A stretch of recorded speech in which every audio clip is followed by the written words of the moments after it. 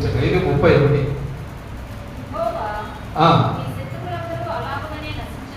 అలాగనే నశించెదరు, ఆయనను ప్రేమించువారు. చూడండి, రెండవదిగా ఏం చేయాలంటే ఆయన ప్రేమించాలి. ఒకటి, ఆయన కొరకు ఎదురు చూడాలి. రెండు, ఆయన ప్రేమిస్తే ఏమండి, బలముతో ఉదయించు సూర్యుని వలె ఉంటుంది మన ప్రకాశం. దేవుని ప్రేమించడం ద్వారా, దేవుని ఆజ్ఞని గైకొనడం ద్వారా, దేవుని యొక్క ఆలోచనను మనలో పెట్టుకోవడం ద్వారా ఏమండి, దేవుడు మనల్ని ఏం చేస్తాడు? ప్రకాశింపజేస్తాడు.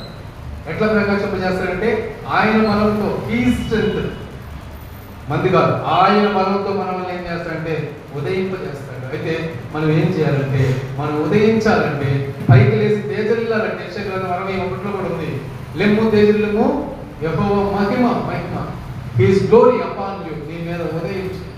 ఈరోజు ఉదయించాలంటే మన మీద